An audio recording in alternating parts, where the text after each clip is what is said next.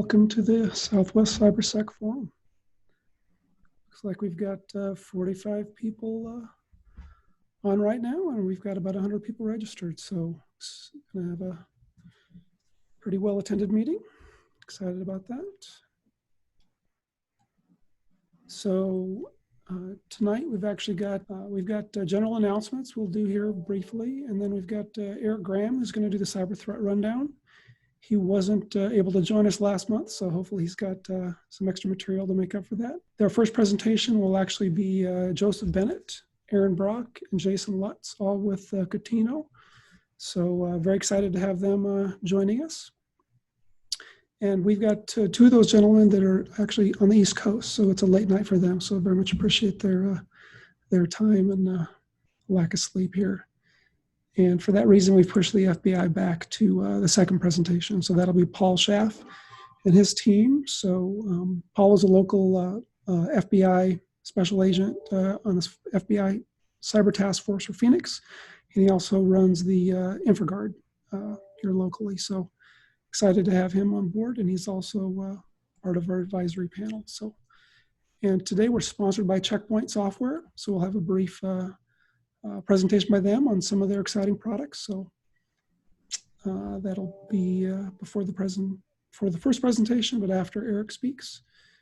And so just a quick thank you to the rest of the advisory panel members. So that includes Robert Birdsall, Kurt Schmeckpepper, Erik Graham, who's going to be on the line here shortly, and of course myself, John Nash.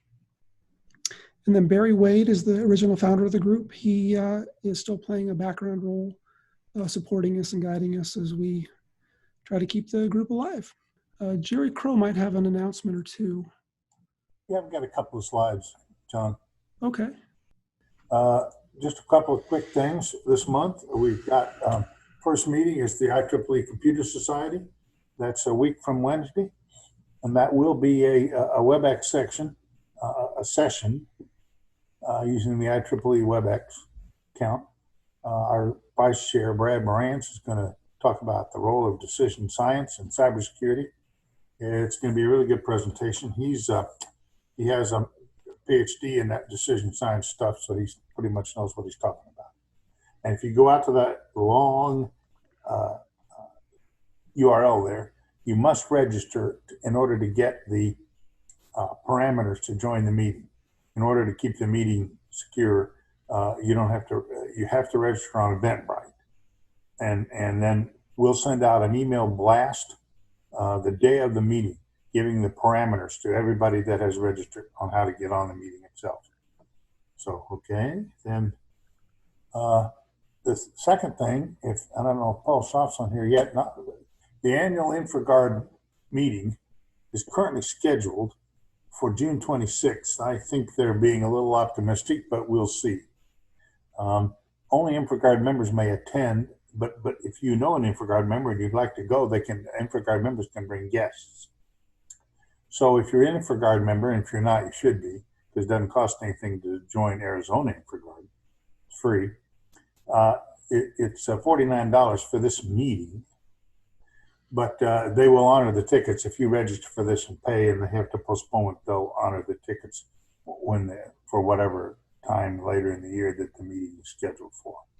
And that's at the Point Hilton, the Tapatio Cliffs there, just south of Thunderbird on 7th Street. So, and that's another long. If you go out to Arizona InfraGard, just Google that, you'll get it. You'll get that.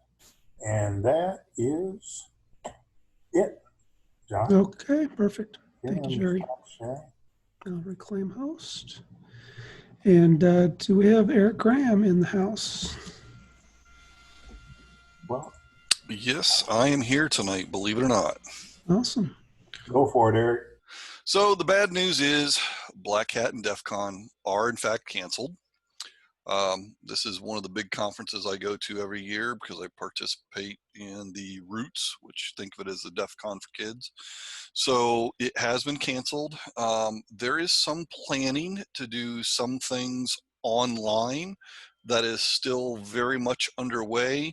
What is going to be done and to what extent still up in the air. Even for some of the stuff for the kids, the roots, we're planning to try to do some of that online as well. So we're all trying to plan in the background, and hopefully we'll have good plans. And as those evolve, I'll try to bring you guys that information. Jumping right into breaches, I actually stopped listing them. There have been so many breaches over just the last 30 days. It's gotten a little bit insane. So out in India, a CSC e-governance site, bad guys got in and got 409 gigabytes worth of data. This included credit card details, resident proof, bank records, all kinds of information, enough to very easily steal identities. And again, it just goes to show the problem out there. They had over 300,000 cybersecurity incidents in country. This is India in 2019. And probably the most telling of this article was that last bullet. Most of these were due to unprotected servers. So really hard to protect the data when, well, you don't protect the data. So unfortunately, that's becoming more and more common every day, is that, you know, people aren't taking the steps they need to protect the data. One of the things that may fix some of this is that LabCorp, for example, in this article, is being sued. If you remember, they had a couple of breaches. First one took place last year in 2019. Second one took place early this year in 2020. First one, they got about 7.7 million records. And so a shareholder is filed suit against LabCorp and its 12 directors and executives. So this will be interesting. If this goes forward, this will be something that will be very eye-opening. This is a type of activity that will cause people to take security more seriously. When it costs real-world dollars, not that a breach doesn't cost real-world dollars. On average, for every record stolen in a breach, you're looking at, if you're lucky, as low as $150 up to more realistically $200 or $350 in terms of remediation costs. This will add a whole new dimension to the costs of not protecting your data. So this type of lawsuit could be very interesting in how it moves the bar in terms of protecting data that gets out there. This may cause a lot of companies to step back, make sure they have adequate controls, limit the amount of data exposed, and take on some of the newer technologies that allow us to protect some of these things much better.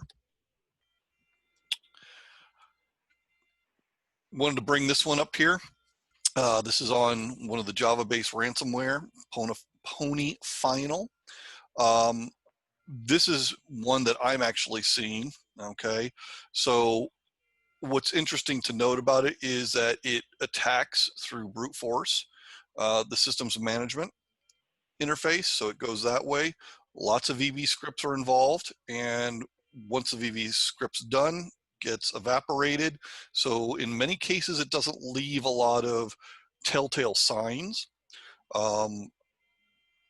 In some cases, because of the monitoring people have on their systems and not watching some of these things, such as what Jerry is doing, they may not even see this in the logs. It may be one of those things that one day your system looks fine, the next it's been compromised, and now you've got ransomware all over the machine. Again, these types of things, these types of ransomware, these types of malware, I think are getting better thought out about how to get into environments and how to move and how to hide in a lot of ways, because this particular ransomware is different in some respects, that it waits, it has some timers in it. So it does encrypt, sometimes it doesn't encrypt immediately, sometimes it waits for a trigger, begins to do the encryption, and it will, some of the newer ones that I'm seeing in the IR incidents are ones that will only encrypt off hours, so it doesn't eat your resources. So it's harder to see what it's doing, because people will go, I don't see it during the day. You know, it didn't interfere with me, so no one bothered to look. Another feature that we're seeing in a lot of these ransomware, not necessarily this particular one, but in other ransomwares, is they're very much network aware. There was a time that ransomware encrypted your local drive, so your C and D, that's all it really got. Nowadays, it knows to look at UNC mappings and to reach out and go ahead and encrypt that data if it's there as well. So the rules have really changed on these, and this will continue to be a big problem. Matter of fact, I would say actually that this problem is probably growing. And the reason it's growing is because people are paying to get recovery from ransomware. My personal opinion, one of the worst things you can do, because once a bad guy knows that they can get money out of you, they're gonna come back. So this is a trend that I think is going to continue. Um, and it's a race condition. We have to get in front of them as they discover new and fancy ways of doing these things. Aussie football site, I thought this one was really neat because, again, another very large leak, 132 gigabytes, 70 million records.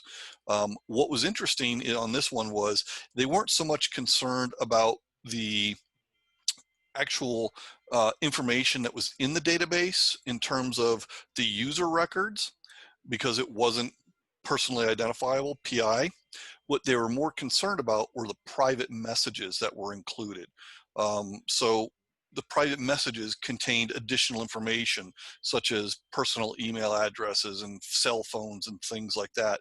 So it was interesting that the real meat of this particular compromise was actually in all those private messages. Now, I've talked to people that said, who's going to bother digging through all those private messages looking for things? Somebody will data mine this. Somebody will go out and make a really nice search tool to plow through this data and find those little tidbits in there. So just because it's a large data leak, don't think that somebody's not going to mine it for the information. The other thing I'd point out about the large data leak is that it's a large data leak. We're seeing more and more very large leaks. The other one was what, 409 gigabytes. This one's 132 gigabytes. You'd think that this triggers something. Somebody goes, hey, we just saw, 100 gigabytes leave the network. We ought to take a look at that. Believe it or not, there's very few people that are watching and looking for these large transfers. And again, that's not necessarily a single transfer. It could have been trickled out. We don't know the details. But the whole point is that no systems are usually triggered by these because they've got valid credentials to be able to pull the data. So this is a growing problem, and it shows that, if I'm patient, if I have the right credentials, I can get a lot of data out of somebody's site. Amtrak, again, another big breach. And again, we start running into phishing. It's never a month that there's not phishing stuff going on. Again, it's kind of like breaches. You kind of got to stop listing them after a while.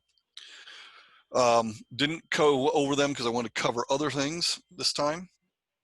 One of the things is that we have lots of remote employees right now because of the whole COVID. We've got a couple of different articles on this one. This one happens to talk about how they will have inappropriate content on devices used for work. 42% admitted they use personal email for work-related, on devices for work-related matters. Another 49% said that it's increased since the COVID. One of the scariest ones here was the 38% communicate with colleagues via personal messengers that haven't been approved by their IT departments. That's very scary because you have no idea what that messenger is, whether or not it's secure, who's seen that data. And if you've got, employees that are working with very sensitive data, how easy could it be for somebody to pick up on that based on the fact that they're communicating it out of band through one of these things that isn't as secure as they think? This one was actually kind of humorous to me. 1/5 of law firms show signs of compromise.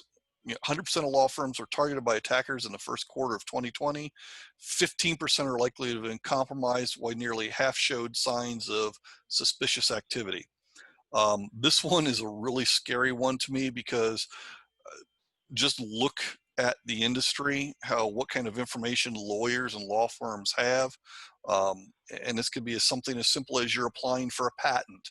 You know, your sensitive information about what that patent is, what the critical information is sitting on their system probably. Or it could be personal information. It could be very sensitive personal information about a range of things.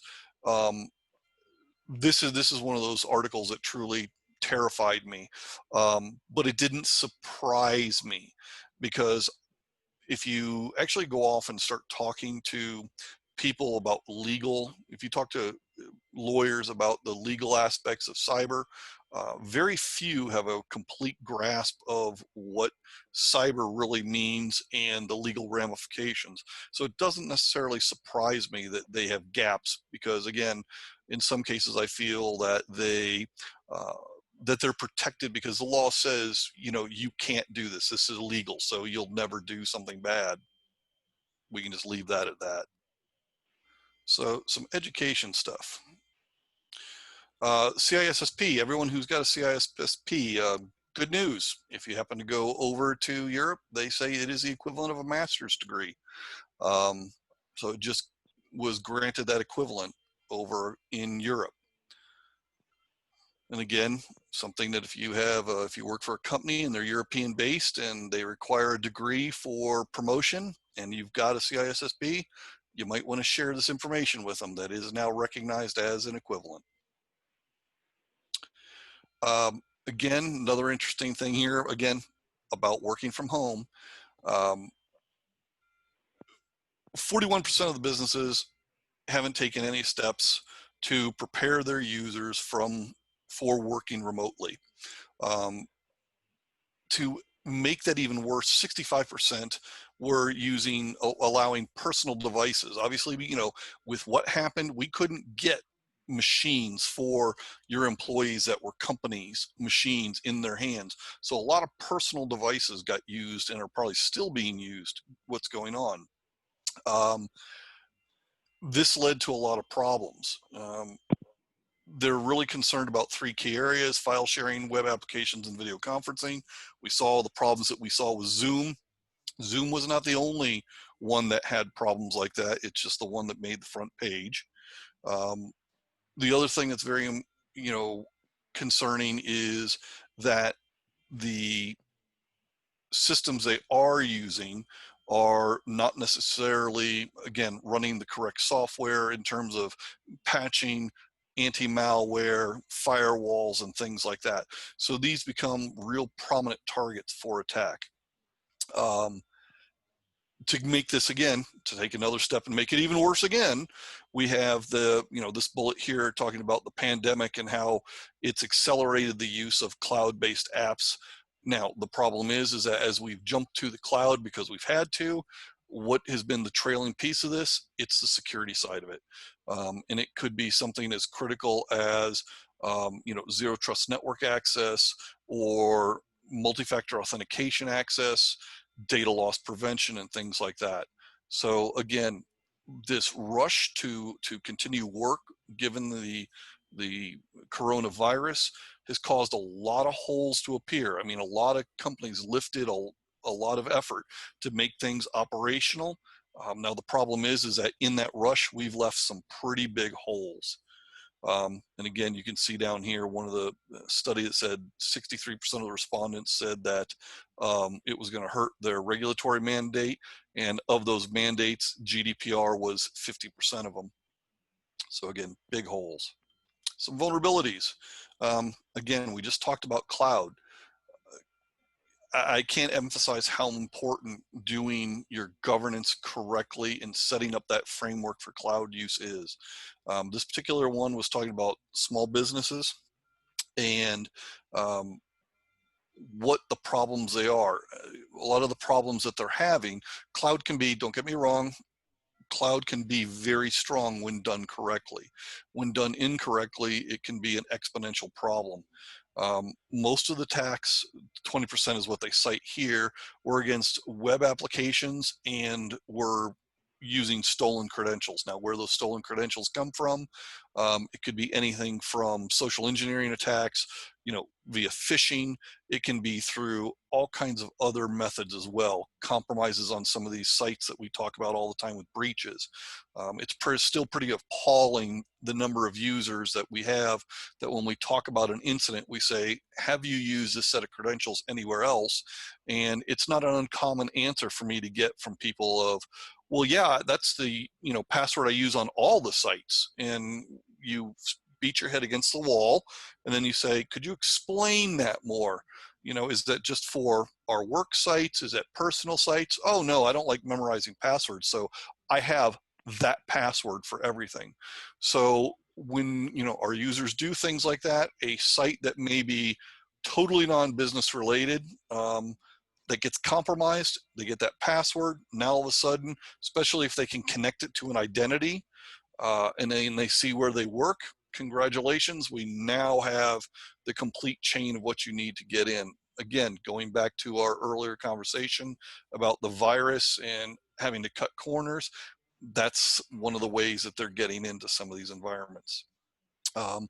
Interesting to note also, when you have other types of problems with the cloud, it's human error. Somebody did not configure the web service. Somebody didn't configure, whether it be AWS or Azure, somebody didn't configure the service correctly. They exposed it externally to the internet. 22% of them are human failures. And I think, unfortunately, as things get more and more complex, we're going to see that increase. Insider threat, this should come as no surprise to anybody here.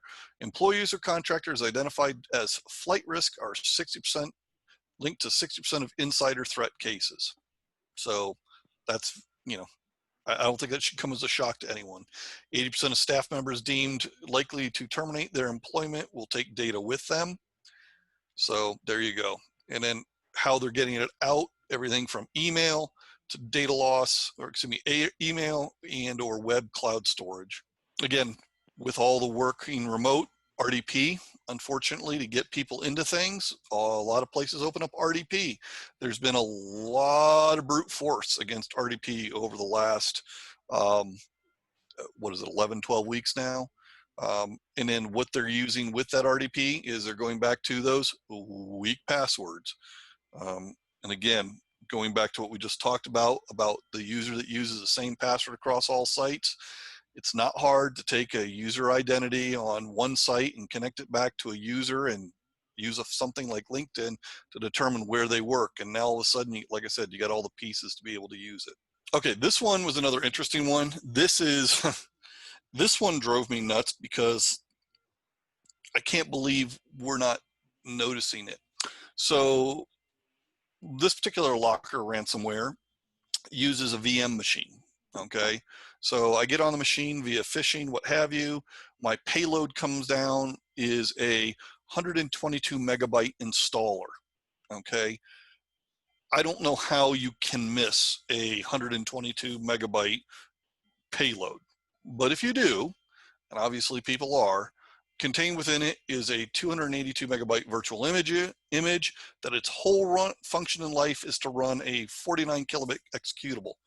Basically, it is a Oracle virtual box that runs a ransomware in the virtual guest machine. And because it's in a VM and it's not yours, your security tools are basically worthless. So this one is an interesting one. I intend to dig more on this one because, yeah, there's a lot of questions I have on this. Is, how are we not noticing, 122 megabyte download? How are we, why do we have users that have permissions that allow some of these things? There's just a whole slew of problems. But if the attackers are using this technique, we know it's effective. We know that they're getting something out of it. Again, if you didn't see the recent NSA bulletin, Russian military sandworm group is hacking email servers. Email servers are one of those ones I think is interesting because I consider it kind of old school because a lot of people forget about those types of email servers. So they're going after them, and if the NSA is telling us about them, that probably means they're doing very bad things. So if you happen to have systems out there, you need to make sure that they're fixed. Here's your CVE from last year in June. So I would hope that all of us have our stuff patched. If not, there's your final warning. And now the last section here, my say what section. Trump plans to ban Chinese students with military ties. The Chinese government has been known, this is not, again, not something that's secret or under the table. The Chinese government uses individuals within the universities to collect information. It's actually a very small number. They estimate around 3,000 individuals would be affected. But basically what they're saying is if they've got ties to the military, they're not going to allow them back in, which I think will go, it's a step in the right direction. But we'll see how that goes. Again, going back to, work from home security, that was kind of the theme this past month because of everything been going on. 52% of employees believe working from home means that they can get away with riskier behavior. Yay, that's just what I want to hear. 48% cited, not being watched by IT as a reason that they didn't follow safe data practices. Great. 51% said security policies, if they're causing me to, not be productive, I'm going to find, 51% said security was preventing them from being productive. 54% said they would find a way around them. Again, just what you want to hear about from a security standpoint. And people wonder why I don't trust users. And again, last little tidbit there, compared to the US, UK to the US were much more likely to act in a way that would jeopardize the security of their company. So great to know we've got that perfect environment here. Two more here. This one, I'm sorry, if you're not at home right now laughing on mute, you should be. C-level executives, the weakest link in organizations' mobile security.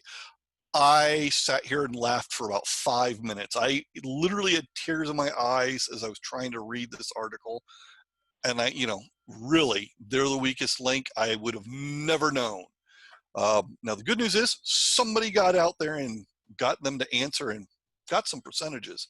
76% of C-level executives asked to bypass one or more of their organization's security protocols. Awesome. Really think that that's a great thing. Requested access is included, network access for an unsupported device, bypass multi-factor authentication, or obtain access to business data on an unsupported app. Great. Gotta love that.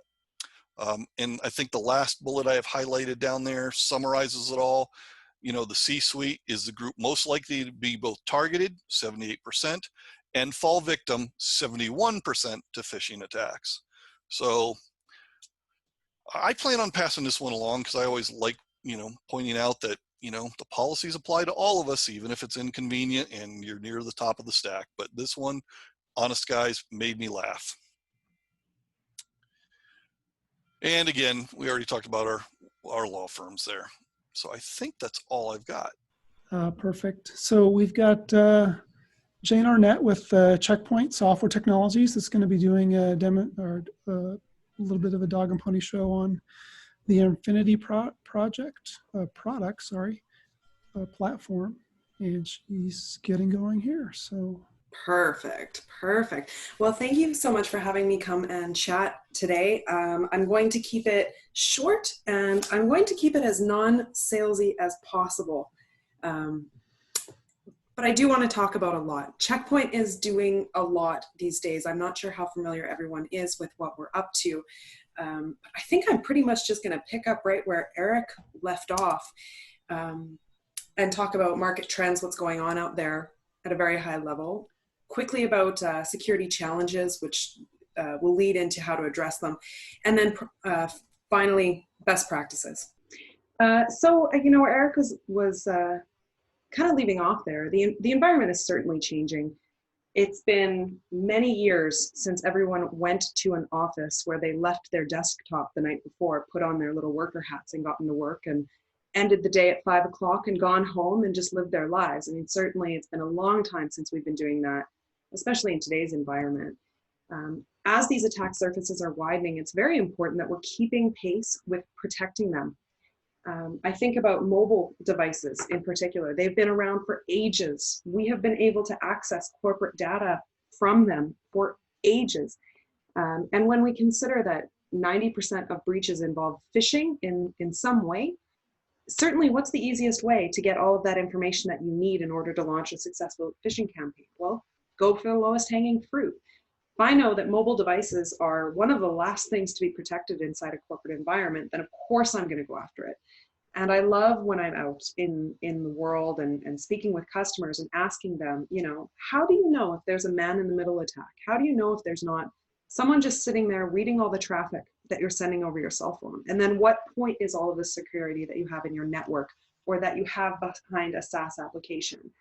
It's critical that we are securing every surface that can attach to corporate data inside our environments. The threats are increasing. Your average Joe has had access to NSA level state-sponsored hacking tools for years, and they're only proliferating. We're seeing bigger, stronger attacks that are more wide-reaching and cause much, much more damage. As Erik was saying, can't even keep up in the last month with the breaches that happen. And as more and more people are not taking it seriously to protect the data, whether it's unprotected or whether it's that human error because it's misconfigured, or whether it is taking a reactive approach to security that says, hey, you know what, I'm going to teach my employees how to recognize phishing. Well, that's not enough, because how do you teach your employee how to recognize the difference between a capital I and a lowercase l? Budgets are certainly changing, especially in COVID world. I mean, need I say more? There are way too many solutions out there. Most organizations that I'm dealing with on a day-to-day basis are piecing together, patching together up to and over 25 different security solutions. This is a slide from RSA 2 years ago. There were almost 2,000 security vendors there. An issue becomes not only trying to piece together all of these solutions, but even trying to manage them, trying to figure out not just training your staff or dealing with attrition when someone who is trained on a point product leaves your organization, not just managing the vendors knocking on your door and asking for your time, but let's consider why Gartner and other third parties are starting to say that the real way to get a robust defense in-depth security solution is to look at a platform that can do the majority of it for you and then add those extra pieces that you need. When you do come across a really cool startup with a really cool functionality that answers a problem that you're having that's unique, well, what usually happens is one of two things. Either they raise their hand to one of the big guys and say, buy me, integrate me, or one of the big guys says, you know what, this is really cool, but we want to develop something in-house that attacks this problem according to our security philosophy. Now for Checkpoint, of course, we have more developers inside Checkpoint than anyone else on the market today. In fact, we have over 200 developers on our mobile product alone. And if we were to do something like that, our philosophy is based on prevention, and it's based on robust API tie-ins, for examples. So in that way, you keep bringing in new technologies all the time, answering the new problems that we don't foresee today that we're going to have to deal with tomorrow. As Erik was saying as well, you know, it seems like there are an awful lot of folks out there who just aren't protected from the kinds of attacks that we're experiencing today. When the attackers are able to get advanced attacks on us, when they're able to enter via some low-hanging fruit into the network and move across, whether that low-hanging fruit is someone in the C-suite or not, or just someone's typo, whether that's keeping up with things like Patch Tuesday, right? Businesses, even myself, my friends, my family, coworkers, frequently even just, again, check our phones for the latest update. And even though we have install updates enabled, auto-enabled, sometimes you got to push things yourself. You don't notice it. You're not keeping up. And of course, attackers are going to exploit that. Alongside this, your business risk is increasing from old and aging security solutions. Refreshes and upgrades they involve time, human time. They involve money. Things have been pushed. You know, how long can we get out of that firewall or that piece of technology, rather than what is the most relevant thing that I should be using to secure my environment today? New technologies that are developed, and we see certainly as people are moving to working from the home a lot more, we're seeing a proliferation of SaaS applications. We're seeing a proliferation of all kinds of new technologies in the IoT space, in the OT space. Every day, new ways that, new things that are being connected and aren't upgraded, aren't refreshed, aren't protected to the same level as the more traditional places where data resides or is touched. There's a lack of resources. Along with the lack of funds, there's a lack of human time. I have yet to talk to anyone, any single person who tells me, hey, no problem, I finished everything I had to do on my list today. And I'm looking forward to finishing everything that I have to do on my list tomorrow. Everything's great. I'm getting it all done. I just don't hear that. There are not enough talented cybersecurity professionals. There are not going to be in the near future enough talented cybersecurity professionals. So how do we move forward if these are all of the problems? If we're dealing with human error and mitigating it, if we're dealing with phishing attacks and ways in to be sneaky and get into and across an organization, well, we want a strategy that's going to take a totally different approach. Checkpoint certainly suggests a holistic solution. Protect as much as you can with a solution that speaks fluently, with a solution that was designed to complement and to fill its own gaps. A solution that takes a prevent first approach. If I'm sitting up in Canada and someone phones me up and says, hey, your house is on fire. Okay, that's great. Why are you wasting time phoning me to tell me about it? Put the fire out. Better yet, let's prevent that fire from happening in the first place. Every second counts. And when we're speaking about every second counting, automation becomes very important. And how do you automate if you don't have the best available zero false positives, or as close to that as possible? You can't be dealing with things that aren't true when you're trying to automate and move at the speed of your actual business. When you're trying to plan for the future, for unknowns, for things that haven't happened yet, you still need to come up with a budget and a strategy around dealing with those things that haven't happened yet in an agile way, in a way that secures your environment and allows you to have true visibility and control, to have consistent policies across your organization. And of course, how do you get that almighty dollar to do as much as possible? For us, infinity architecture. So this is how we kind of piece it all together. We have solutions that secure the network, of course, for which we're very well known. We have 26 years of history securing the network of best in breed solutions. I'm not going to go into all the details here. I hope that when we're done talking here, you'll be curious. You'll want to hear a little bit more about something that's on this screen. Whether we're talking about securing the network, whether we're talking about securing your public-private cloud environment, or remote users and their access to SaaS applications, or their endpoint devices, their mobile devices. I like to talk about features and functions that are embedded in those technologies, such as anti-ransomware. Anti-ransomware, I love to show to cities, to anyone who has this as top of mind, certainly to the legal field. Why even take the risk? There are mitigation ways that you can just now stop an attack, quarantine it, mitigate it, and report on it across your entire organization to see exactly what happened. Now for us, for example, how do we do that? Well, when you open up a file, we take a quick backup of that file, and then we watch your behavior. Is this Jane Arnott just opening a Word document, making some edits, and then saving it again? Okay, no problem. Saved, closed, I get rid of that backup. Now, this doesn't seem like Jane because I'm seeing this file was opened. There is some encryption going on. There's all kinds of wacky behaviors. Well, I'm going to stop that, quarantine it, and then I'm just going to replace that file back from the quick backup that I took when you opened the file in the first place. Easy, nice, love it. All kinds of little cool technology pieces that enable you to not worry about training your staff, but rather let them get on with their business. Things like when I go on my cell phone or on my laptop, if there is a website that is looking for my credentials, I click into it, and in a couple of seconds, we look at everything that's happening in there to determine whether that is a malicious or a benign site. And I can continue to give it my credentials, or it'll pop up and say, this is not the site you think it is. We also have technologies that will alert you on the reuse of corporate credentials.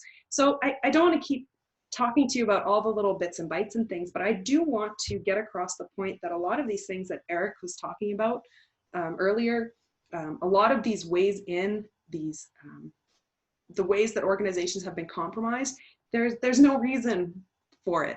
I mean, there will always be a breach, and Checkpoint's philosophy is prevent, prevent, prevent, but assume that something is going to happen. And how do you best deal with that thing? Well, with a true, I can now say it honestly, a true single pane of glass management console that feeds you security intelligence in real time across as much of your network as possible, in the same language that gives you true defense in depth. Consider, if I may, for one more analogy, that you have two systems and they're both talking about bi-monthly. I'm going to do something bi-monthly. I need this thing bi-monthly. Fantastic. Everybody is talking the same thing. If you find out that one of those systems meant semi-monthly at the time when it matters most, it is too late. Dealing with as much systems that are designed to work together reduces that unknown complexity element to enable you to have a true defense in depth system. Again, I can talk about all of this stuff all day long. Who has time? We complete over 50, we provide complete security for over 50 types of assets and growing all the time, of course. And what I get to do in my particular role is come in and have the most interesting conversations with customers about where they are today, what their biggest priorities and challenges are, where they're going, what they want to do. And I get to develop an ELA that puts the right pieces of technology at the right times into my customers' hands, all bundled in with one support renewal date, and with all of the software, the support, hardware, consulting services, incident response, all that good stuff built right at your fingertips. And in return, we wrap that in the highest possible discounts. There's my sales bit for you today. So to wrap it up, because I know I'm running out of time and I did promise to keep it quick and high level, Checkpoint these days is all about securing your everything. If your data resides or can be accessed, we want to make sure that it is secure. And that's it for me today. Thank you all so much for your time. I really appreciate it. So we're running short on time, so I apologize to Contino. We're going to jump right into that, but I do want to briefly say how excited I am to have these three gentlemen with us. Mashing up different tool sets is something I'm a big fan of, and I think they've done some innovative things there to take DevOps tools and see how they can pay dividends in cybersecurity and compliance. So with that, I'll hand it over to you guys, and wow us. All right, thank you, John. I appreciate it. My name is Jason Lutz, and I'm actually local here to Phoenix. The other guys, Joe Bennet and Aaron Brock, they're out on the East Coast. Contino is pretty much kind of an East Coast company. We've got some things going on the West Coast and here in Arizona, but we're not actually a security company. What we do is we help highly regulated enterprises with measurable transformation through adoption of enterprise DevOps, cloud native computing, and data platforms. So if we're not a security company, what are we doing here? Actually, I've done a lot of work locally in the Valley, and I've been with risk management. I've done DLP. I've worked in security operations centers, and a constant problem that enterprises have is the number of findings and trying to remediate and mitigate the problems that they have. And so what I wanted to talk about here is implementing compliance through automation. So when we're talking about client compliance, so we're specifically talking about cloud, I should mention that. And there was some great information about cloud stated earlier, especially around having a framework and having those guardrails in place and ensuring that they're there. And it looks like the vendor covers some of those items as well. But when we're talking about compliance in the cloud, especially at scale, it's very important that all your guardrails are in place when you create your accounts and when you mitigate your accounts, that you use some type of tools, because the humans just are error prone, and there's a good reason to use automation. So again, we're a DevOps group. We're not selling anything. And really what I wanted to bring to this forum is just an idea of how they could do DevOps in security, or use DevOps to address security issues. So what we're going to do is we're going to cover a problem that was a real world problem for one of our clients. It was a Wall Street client, and they needed some automation to help with their findings that they've been having with, I see there's a question there. Yeah, they wanted some help automating some findings that they were having across over about 100 AWS accounts. We're going to focus on a couple things here, AWS and Splunk, as well as we're going to talk about some AWS config rules and how to automate those. But there's a lot to automate. There's a lot of guardrails out there, so those aren't the only things that can be done in a pipeline like we're going to show. And we do have some slides talking about our credentials. We'll show those at the end, and we'll have our emails out there to follow. And actually, Aaron has a blog that he can share that's on Medium that's very highly technical and goes into this. But back to the agenda. So we have this problem that our client brought to us, and we worked on site with them. We came up with a strategy within the constraints. So the strategy could have been different if we had started fresh and clear, but they already had like their SIM in place, which they were using Splunk. They already had accounts out there, and they already had a process. They already had tools that we had to use. So we had some constraints that we had to work in. And then, believe it or not, we're going to do it live demo.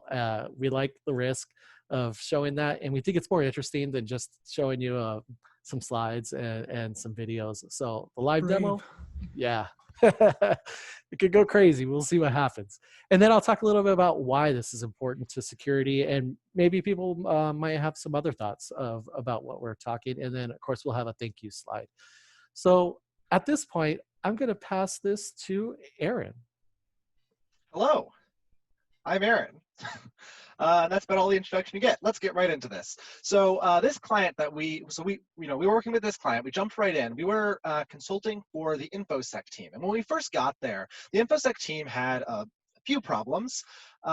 As like a sibling to these other teams, they didn't really have complete control inside of all of the AWS accounts.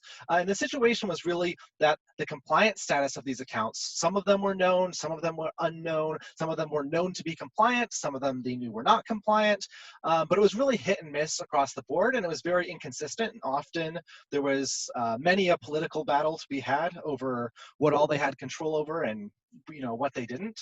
And so this isn't fantastic. And then even among the accounts that they did have access to, the process of taking them from a non-compliant state to a compliant state would look something like this. And I'm sure you've all seen something like this before, which is it required interacting across 3 or 4 or maybe even 5, depending on the account, different internal organizations. They required manual emails that needed to be sent back and forth, and you got to wait for this person to reply, et cetera, et cetera. And this process would take months, literally months, and sometimes it would take an eternity because it didn't happen. So this isn't great. And so coming from the developer perspective, we have all of these sort of great, CI/CD and test automation, all this kind of fun stuff that we use. And so we're like, hey, can we apply those same methodologies to implementing security? So the solution that we architected looks something like this, where we defined what a compliant account should look like inside of a Git repository. And then each of the teams could define what they thought a compliant account looked like. So like the Splunk team would define all of the resources that need logging enabled. The governance team could define all of the IAM policies that you need for the account. And the compliance team could create the AWS rules. And then us as the InfoSec team, when we wanted to onboard a new account, instead of having to go and pull all of this manually from all of these different teams, we could just add the account to the Git repository and have automation pick up that change and automatically apply these templates to that account. So that big long process from before can change to pretty much a single commit and turn those months and months into, maybe 20 minutes or so while it goes and applies. So the way that we actually rolled this out to the organization is we looked around at all the other teams. We found who is the most malleable to change, as always seems to be the case. You got to find the people who are very eager about this. And then we took them and used them as an example. We were able to get access into their accounts, and we're able to successfully roll this out into multiple accounts inside of that team's organization. Now, there were like Jason said, there are lots of different strategies we could have gone with, and the reason we went for this was partially due to our constraints and just the internal political ecosystem, shall I say. For example, right, like we needed this ability to roll it out slowly. We didn't have the authority to go in from the very top, say, oh, hey, enforce this across all accounts right now, because that would go and, break people's workflows and all that kind of stuff. So we wanted the ability to, over time, roll this out to all the accounts. So this is super cool, but this is a little high level. And I'm sure, as everyone loves, let's jump a little bit deeper into the actual tooling that we used when we were architecting that. And for that, I'm going to hand it over to my good friend, Joe Bennet. Thanks, Aaron. So this next slide is just basically a slide of the types of tools that we use. Terraform as our infrastructure as code to actually implement most of these things inside AWS. GitHub was the central repository. Again, like Aaron and Jason said, what we did was we got all these teams together to collaborate, and this GitHub gives it a good place for everybody to collaborate and come to an agreement as to what security should look like.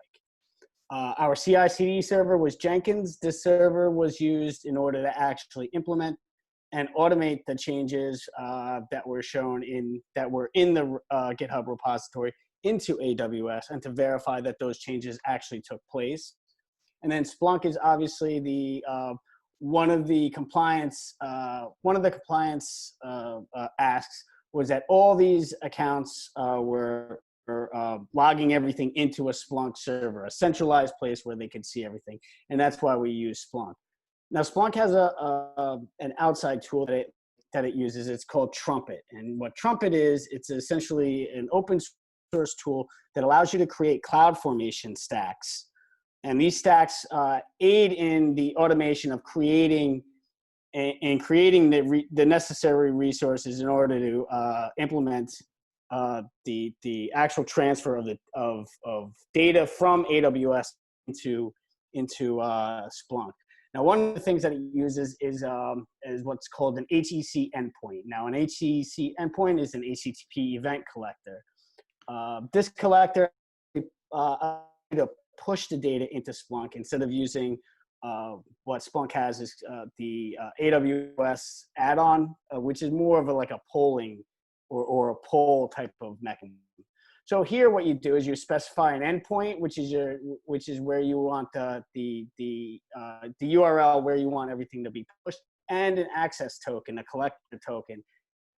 What this gets tied to is an actual index inside Splunk. So that each of these, in our client's case, each of these indexes would be tied to an account or to a specific account.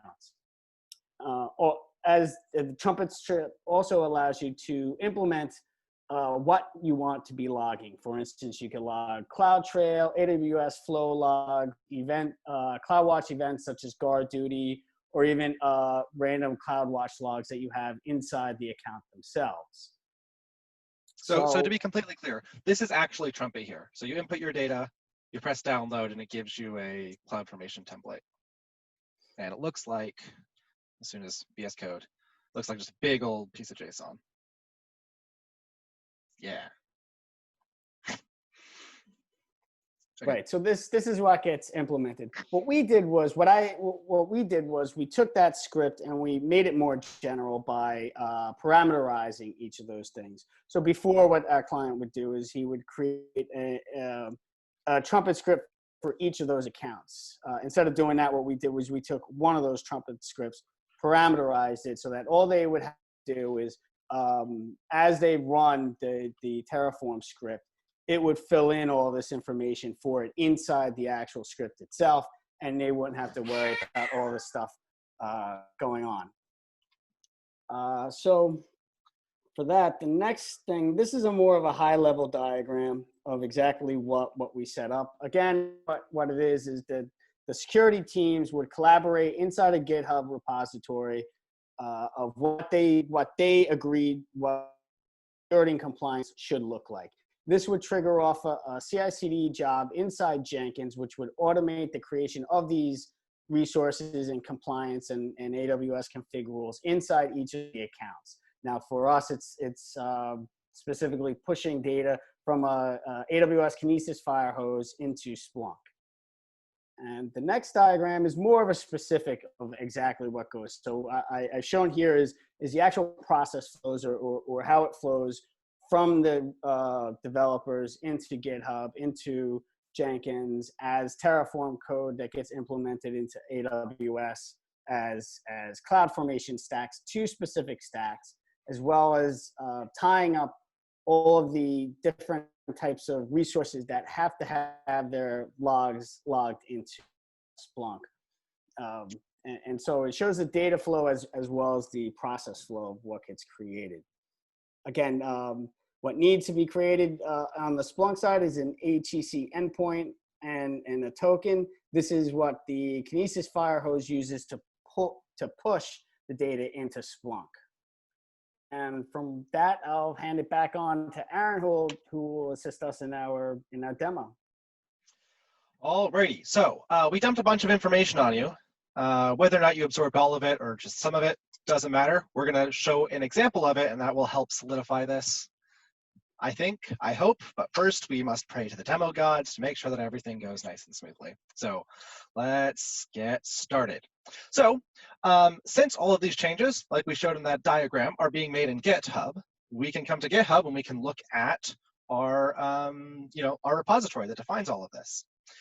So I'm going to kind of do this in a little bit of a weird order. I'm going to first make the change of adding a new account, and we're going to see the CI/CD kick off. Then I'm going to come back and look at this more in depth while that runs, because it's going to take a little while. So in order to make a change here, what you might do is you can come into this. For people who have no idea what Terraform is or have never seen this before, right?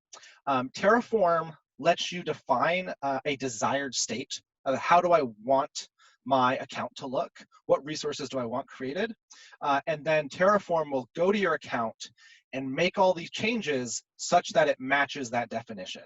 So it'll create resources if they don't exist, or it'll update resources if they already exist. And then it also has like a concept of modules. So for here, I've written a module called My Managed Account, and that's what I want this account to look like. And we're assuming this role inside of the account just for, the role to assume, right? So in order to add a new account to be managed by this repository, we're going to come here, and I can just take a copy of this, and I'm going to put it here. And so instead of Joe's account, we actually have another example account here, which is going to be my account. So we're going to name this Aaron account, and the only thing we need to change is the role to assume. Instead of being this one, it's going to be that one. Yeah, some other numbers there. Okay, so I'm going to make this commit onto a new branch so that this won't be right on master, and our CI/CD server will actually see that and not apply these yet, but just show you a demo of it. So I'm going to call this add Aaron AWS account. I'm going to propose this file change onto a new branch. Obviously, all this stuff can be done from the Git command line locally, and that's probably the best way to do it. But hey, we're going to do it through the GitHub UI because it's pretty cool too. So as soon as that happens, we have a Jenkins server, which is kicking off a job that's going to where it's going to plan the application of this. And so we can actually look at that running here. If I go to details, And so Jenkins, just to kind of give a little overview, it's a server that can listen to changes and then run some arbitrary script. And so I have written a script ahead of time for this. So what this is doing is it's going into that definition of the new account, and it's looking at what's currently in AWS, and it's looking at what's defined, and it's calculating what changes it would need to make to go from what's defined or to what's currently in the account to what's defined. And so then it will take that and it'll print it out and it'll tell us everything that it would do if we're going to apply these changes. Now this hopefully shouldn't take too long. So we can actually take a look. Give it a little bit, there you go. There you go, it's all done. We look at the plan, we look at the output. We can see that it's creating that CloudFormation stack for the flow logs that Joe was talking about, or it's planning to, and the Trumpet stack. And then we also have some example AWS rules that it wants to create down here. So we have, like that, we have required tags rule, and we have, is that it? We think we have an AWS versioning one somewhere. So this is really cool. So here, we can see the plan of what would happen, and then for the application, it skips over this part since we're not on the master branch. Now, I'm just gonna jump into the AWS console. Actually, not the AWS console. I'm gonna jump into the Splunk index, because that's what we care about. And we can see I'm looking at the AWS CloudWatch, which is what we're pointing to, for those people familiar with Splunk. And we can see that it only has one account ID. And this is the account that's already enabled. That's Joe's account. We can also jump into the AWS console and look at, oops. Oh boy, that's not what I meant to click. I meant to go to, let's go to config. So we can see that there are no AWS config rules on this account currently. Neat. Okay, so let's jump back into GitHub. And don't worry about that. That's other thing. And we're going to take this and I'm going to merge this right into master. And as soon as this merges into master, that Jenkins server is going to pick it up. It's going to run another build. And this time it's actually going to go and apply those changes. And so hopefully we should be able to see live those changes being pushed out. Okay, so just to make sure that this is working, I'm going to jump back to the Jenkins server. And here we can see something's running on master. And it's doing the plan again, and then it's going to do the apply. While this is happening, I'm actually, no, we're gonna jump back and look at the Git repository. Awesome. Is everyone following? This is a great time for questions or comments or concerns while that's running, because it's going to take 5 or so minutes. If there are no questions, comments, or concerns, I'm going to jump into the code, but we can talk and chat. What's the frequency of the asynchronous polling that Jenkins does? That is a great question. And the answer is, there is no asynchronous polling. You can actually configure GitHub to send webhooks whenever it's changed. So GitHub is actually pushing the data. Here we can see, I've configured a webhook. I actually have a blog about how to configure this, which I can link to at the end, interestingly enough, and how to set this up so that it points to, well, I can't look at that now, that's permissions, but to get it up so that Jenkins will automatically trigger. Also, just to be completely transparent here, right? Like, you could set up a really similar workflow with something that's not GitHub. Like, if you wanted to use like GitLab or anything like that, it would be, you know, they have the similar options. And similarly, you don't have to use Jenkins. Jenkins is just a pretty common open source one, but like Travis CI or GitLab's integrated CI or anything like that, like all of these tools are kind of interchangeable. Again, feel free to jump in with questions at any time, and we're going to look at what that definition of this managed account is in a little bit lower level. So in Terraform, if we go to modules, I have my managed account module, which is what I was sourcing from. And then I have my main.tf. So this is a culmination of all of the other modules that we're going to apply to this account. So still not super cool, but here we're seeing I'm defining a provider, assuming the role of that role ARN I passed in. And we have 2 modules, the AWS Splunk integration, which we're sourcing from AWS Splunk integration, and config rules. which is we're sourcing from config rules. Still not super cool. Let's go look at one of those. So if we jump into modules again, and we go to config rules, and we go to config rules.tf, here we actually get to the fun part. This is where I'm defining the actual resources here. So here I'm defining an AWS config rule named required tags that has the source identifier of required tags. For those familiar with AWS config, this is one of AWS's predefined rules. And then I'm specifying that the tag one key needs to be owner. If you want to look this up real quick, we can just go to AWS config rule required tags. And I think they have documentation on it. And here we can see all of the resources that are supported for this rule. And we can also see the parameters. So that's pretty neat. And so when I apply this Git repository, this is what's defined, and it's going to go and look at that account and say, hey, do you already have an AWS config rule named required tags?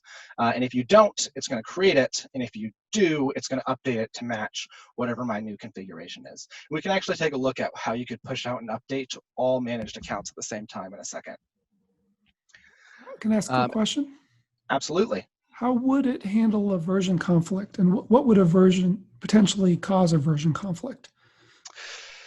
So if I came into this Git repository right now and I like changed this required tag from owner to like some other tag that we needed, it would go and look at what's currently deployed, and it'll say, oh, what's currently deployed is tag one equals owner, and what's defined here is tag one equals, and then it's like, you know, my key, or whatever I change it to, and it'll say those two aren't the same. In order to change what's currently deployed to what I have defined, I need to update the tag one key parameter to be my new tag. Alternatively, if someone went in manually to the console and changed it, that could also happen, but I would advise against that because going in manually to the console is problematic and not repeatable. Alrighty. So let's see. Yikes. Maybe the demo gods aren't so happy with me today.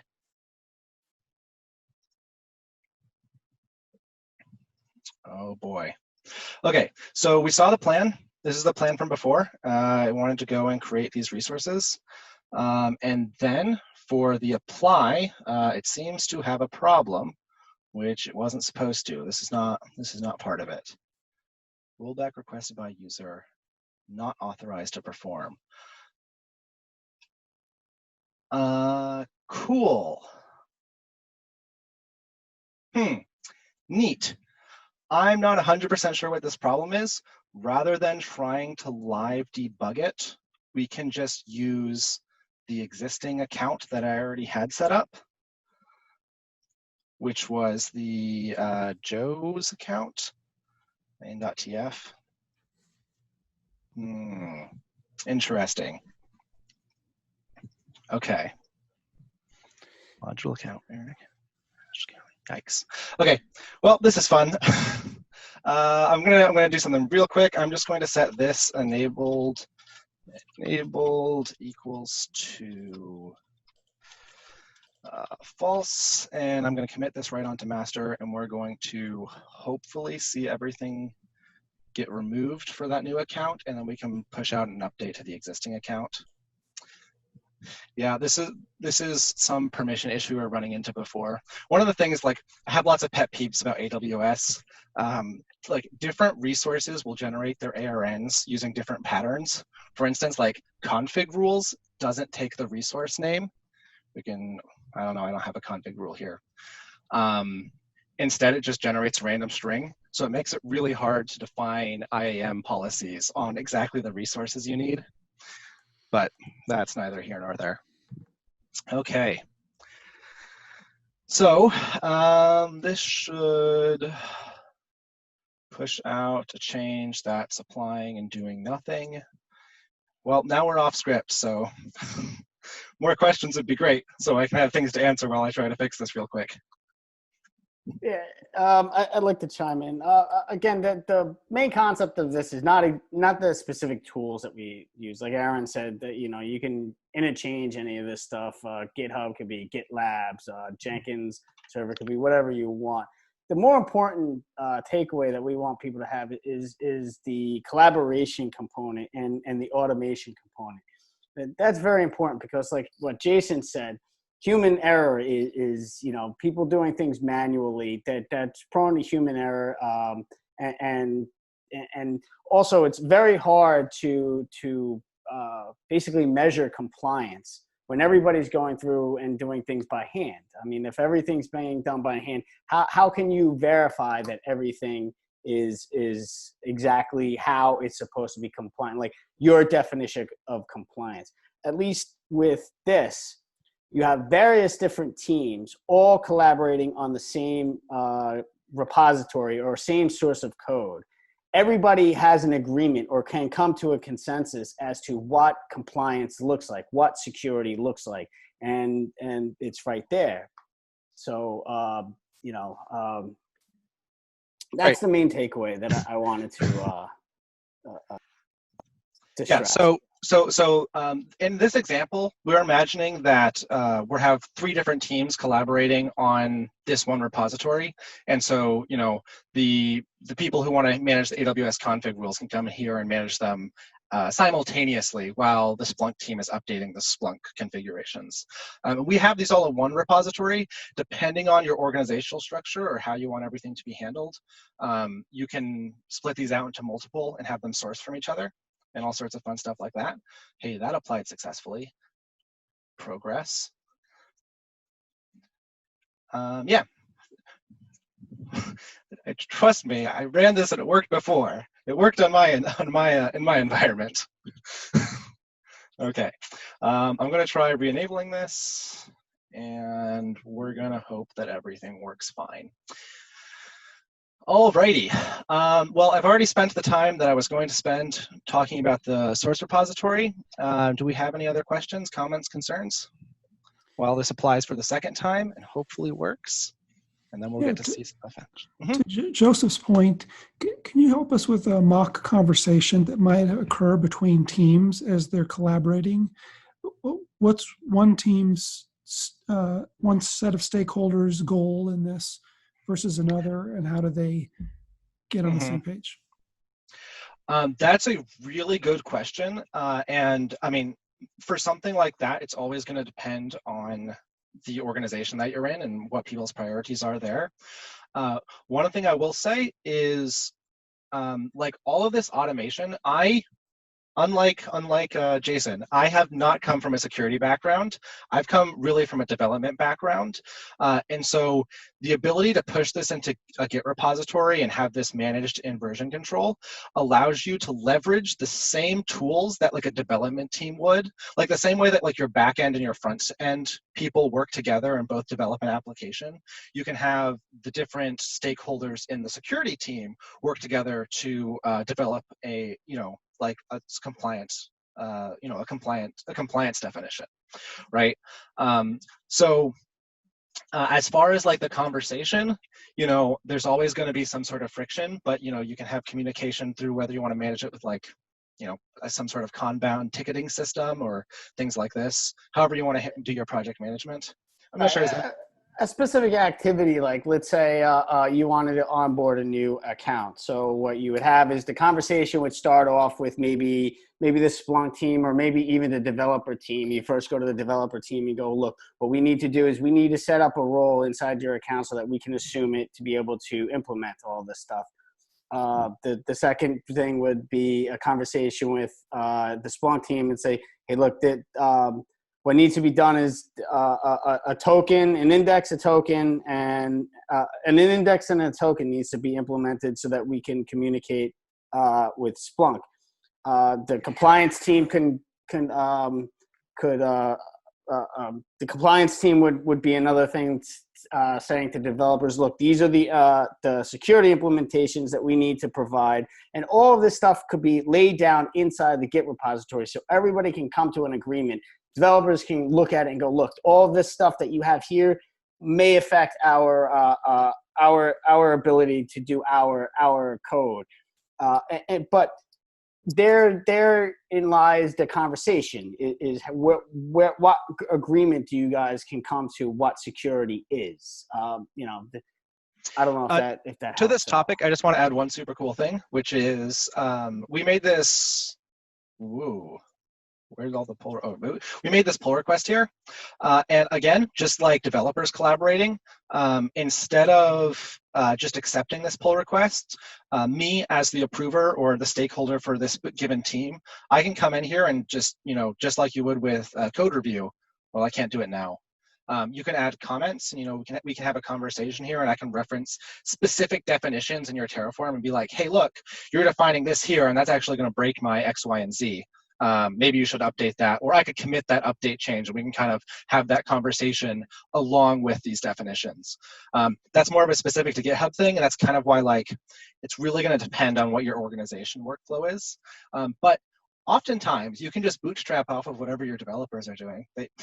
Hopefully, they have a good workflow, right? Hey, Aaron, while this is building, I'll throw an internal question. I know the answer to this, but just for those of us that are not it's a setup. For those of us that don't have that developer background, so we're talking about using GitHub to store the Terraform. Once a change happens to Terraform, that kicks off what's called a Jenkins server, and that's your CI server. And then that's enacting resources within AWS. Where Splunk comes in is once those resources are created, we're creating a logs going out through the fire hose to Splunk. Here's my question. Where does that Jenkins server live, and what are the ramifications of setting up that Jenkins server? Great question. So the answer is you can put it anywhere. In this case, I actually have the Jenkins server in a completely separate, oh my goodness, it worked. Oh, okay, cool. So if I jump into my, sorry, I will get back to that in a second. If I jump into my AWS account and I go to CloudFormation, yes, okay, cool. We have the two CloudFormation things completed successfully, which they didn't before because of some strange permission thing. I think I probably have my IAM policy like scope is probably messed up, but such is life. Cool. It reported 5 resource added. Added 5. You're talking about this. So this is when on our plan, right? It tells us how many things it's going to create and how many things it's could potentially destroy if I wanted to delete stuff, and how many things it's going to change. So it's just like a little summary. That's like we created 5 new resources, we changed 0, and we destroyed 0. I think the question's asking what are those 5 things? Oh. What resources? The 5 resources in this case, 2 of them are CloudFormation stacks. I mean, I can jump into the code and tell you exactly, right? If we go to modules, 2 of them were the CloudFormation stacks. Those are defined here. So I have this resource. Oh no, not that resource. No, this resource. The stacks. CloudFormation log group. This is 1. This is 2. This is 3. And then I bet the other 2 are the config rules, although I think that might just be 1. So then I have 1 here. It also creates a CloudWatch log group for demonstration purposes. Oh, that might be it. Right. So we can look at the definitions here, which I personally find a lot easier to read. Oh yeah, the log group. So there it is. So these 4 resources, 1, 2, 3, and then the random string up here, and then 1 over there. You can also actually look at them here in the plan, and this will tell you exactly what they are. So we have our flow log stack, and then we have our CloudFormation stack, and then we have that CloudFormation stack's really long. then we have this stuff down at the bottom. Yeah, and CloudWatch logs, random string, and the config rule. Cool. Does that answer your question? Let me see. Config rules. Neat. Okay, so anyway, let's jump back and look at the other things that this was supposed to create. So now we can see if I go to my AWS config, we can see that I created a new rule, and we can look at this, which is the required tags rule. Then we can see I have a bunch of S3 buckets, and they're not compliant because they don't have that tag key owner. If I jump into one of these, can I just add a tag right here? Manage resource. Properties. I'm like not super familiar with the UI because I usually only use AWS from the command line. And if I put like an owner and then some owner, and then save this, that AWS config rule will eventually become compliant. Unfortunately, it won't happen immediately because AWS config is a thing that actually does do polling, and it takes a little while. So such is life, but eventually it'll happen. I think we can even force the reevaluation, but even that, it's going to take a little bit longer before it's going to come non-compliant. While that's happening, let's look and see if the logs are now flowing into Splunk, which was the other thing we wanted to do, which is account IDs. There's still only one account ID. Hopefully, we will get two here in a second. Yeah. Alrighty. Well, we can wait a little bit longer. This again takes a little bit of time to populate. Can you show us the Splunk interface at all? Introduce the Splunk interface. Sure. I'm actually not super familiar with it, to be completely honest. I just know it as far as, hey, we got to send our stuff there, and I have a way of checking it. Yeah, so I could jump in there. So, Splunk just collects all the logs and it puts them into indexes. And that's one thing I wanted to mention about the HEC collector, which stands for HTTP Event Collector. It's a little bit different than just getting your logs like in an S3 bucket, like a lot of people would do with AWS. What the HEC is, it creates an endpoint on Splunk, and it's an IP address, and you can use tokens. And it's one of the interesting things about the token is not just the authentication token. It also determines where the index goes. So what I mean by that is, like, if you have several departments, which in this case we did, and you only want them to see their own logs, generating an HCC token for each account, or well, not for each account, but for each department that they could use for over and over when they create new accounts, will actually separate the events. But back to the UI. So basically up here, you see the index heading, an index called AWS CloudWatch. You have the search criteria and your times on the right. It shows you the number of events that it's collected in this index. And then below, it's just all the interesting fields on the left. So what we're looking for is that account ID to click up to 2. And it doesn't look like it's happening. It takes a while. And if it doesn't end up doing that, we'd go and troubleshoot. I mean, usually this thing works beautifully, but we did tempt the gods. And then you could dig into each event by expanding on it, and it shows you all the fields and the values there. So a lot of people in security use Splunk. It gives you a lot of great tools, dashboards, alerts, and I think it's probably one of the biggest event collectors that are out there. So just as a fun fact here, right? This thing that I'm looking at, this is a configuration item change, and that's because we have it configured so that CloudWatch picks up those changes to the AWS config rules. And that's also why, like, we have these nice systematic sends, and then we have these 2 little tiny things here, and that is me going in and manually changing that configuration. I don't know this well enough to like see exactly where, if I can see what tag it is or something. Not 100% sure, I don't understand. Wait, tags? No. Yeah, but that's what this event is right here. And, you know, Splunk, like any good logging thing, it allows you to create like reports and dashboards and stuff. If you wanted to have like an incident response of, hey, if someone, we can search for, you know, logs, oops, index. We can search for logs of configuration updates, and we can make a dashboard of, hey, has someone changed the configuration? And your account And ID just jumped up to 2. look at that. Hey, there we go. We have this new account working. Awesome. So to kind of say, I was also going to say there is a way you can troubleshoot this. The Trumpet scripts also creates a spillover bucket in AWS and S3.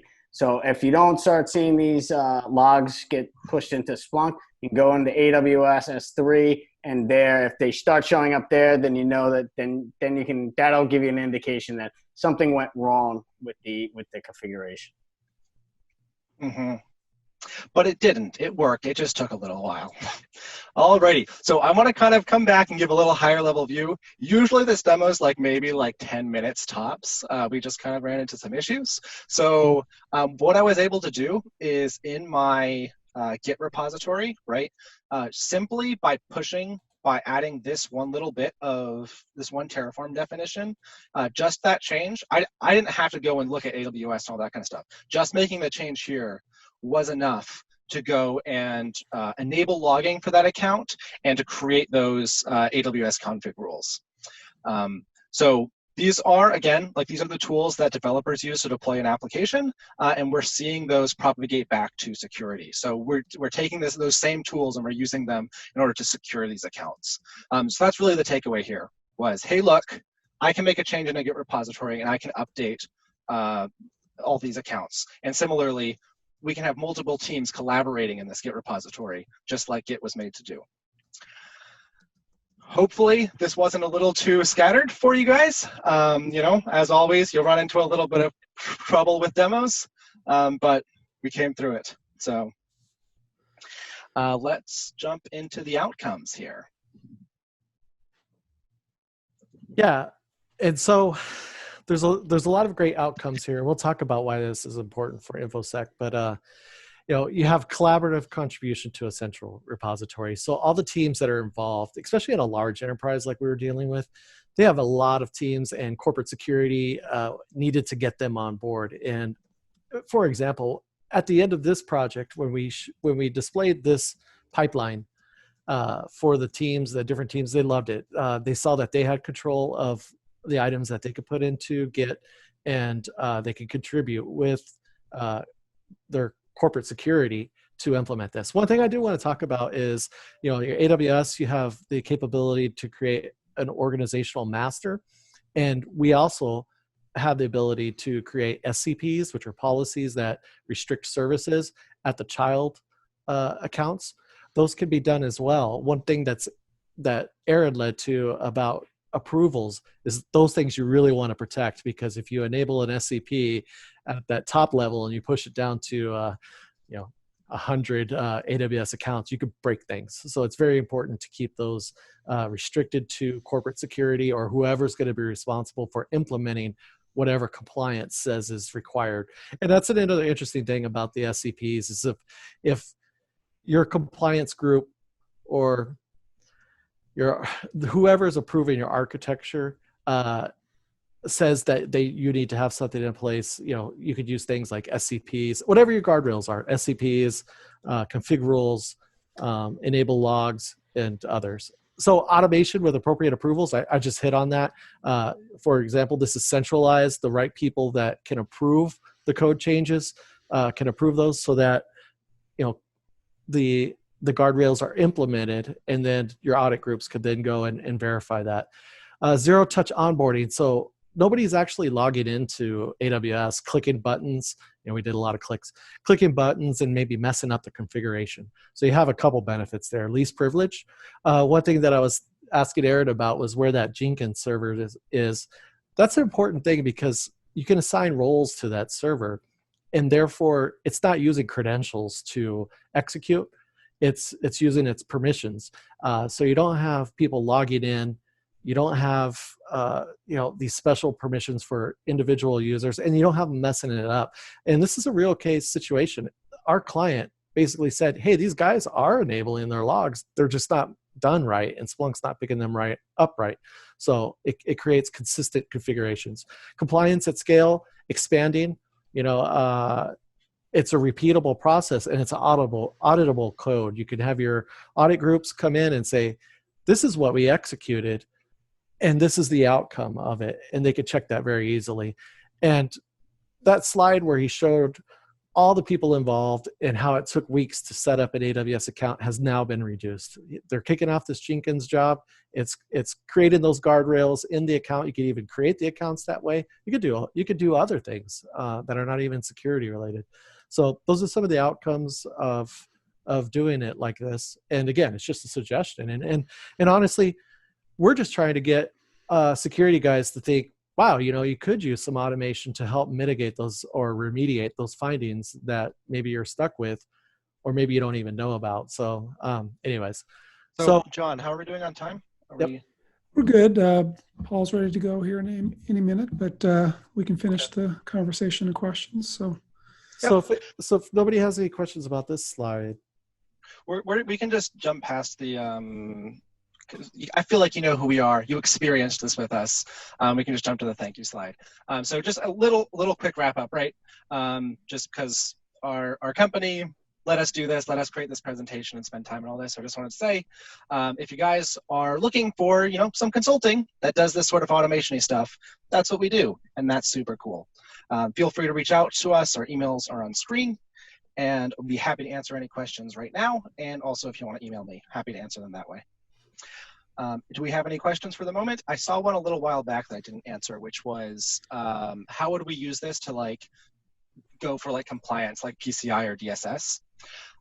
And that's a great question. That's actually something I'm working on at the moment for a different project. And you can just go. This allows you to create arbitrary resources in these accounts. And so you just pick away at it. And in theory, you could have a repository of all the AWS config rules that cover each of these different requirements for PCI or DSS and things like that. There are tools that HashiCorp will offer that'll make this easier, but that's going to cost you have to pay for Terraform Enterprise for that and that kind of fun stuff. So this is, really arbitrary. You can do whatever you want with it. So creating these compliance spaces is one of these things. Yeah. And I'm not sure who asked that, but if they're not familiar with AWS, again, there's different tools, and there's also CSPM tools. So that's like Dome 9. What are the other ones? Savient. There's a big one, Prisma. Those things can do checks on different templates. So the most popular one, and probably the best one, in my opinion, is the Cis Benchmarks. You can run those tools within your AWS environment, and you can understand your security posture, which hence cloud security posture management. Awesome. Well, thank you guys. I was really excited about this presentation, and I think you checked all the boxes. So I think there's a lot to chew on for security professionals, because DevOps is its own animal for sure. But hey, why just learn one career, right? Aaron, all the things. Here, there is a question about our typical clients. I don't know if you want to fill that, or Joe, do you want to fill that? Yeah. So usually we go for highly regulated, it's Contino. It's just that's what we specialize in. So government or healthcare or Wall Street or things along those lines. We absolutely have worked with Windows users, and you can do, again, you can drag and drop and replace all of these tools. And so Terraform does do some stuff with Windows, and there are things that'll reach there. But shoot me an email. Happy to talk. Yeah, and I want to mention that, again, we're not a security company, and we're not selling a product. But one of the things that's the bread and butter of Contino is upskilling. So if you know that you want to go in a direction with DevOps, we would be the type of company that would help you train your people, help you set that up, and so on. Well, thank you guys. Appreciate it. And I just want to keep this moving, so we'll probably jump into the next presentation. And just a quick shout out for Checkpoint for sponsoring our meeting. Really appreciate the sponsorship, and anything, if you are interested in their products, I do recommend reaching out and supporting our sponsors. That's always helpful. So without further ado, we've got Paul Schaff of the Phoenix FBI and the co-InfraGard coordinator. So he's been a longtime supporter of the group, and he's going to talk to us about misinformation in online society that is kind of a big thing right now. Thank you guys for having me. I kind of wanted to go through this, and as Erik Graham has said in some of his previous things, you guys are a very smart group, and you would probably be able to set out proper information. But it's been fascinating to me and all this stuff with the COVID-19, how people have acted and things of that nature and stuff. I wanted to kind of go through that because I was amazed at how much misinformation was out there, and I never thought we'd see it in this modern time kind of thing. So I kind of wanted to go over that. So the misinformation, I've kind of based this off of some research that I did. The BBC came out with a little article on it, and then I kind of expanded on it and saw what we were looking at too.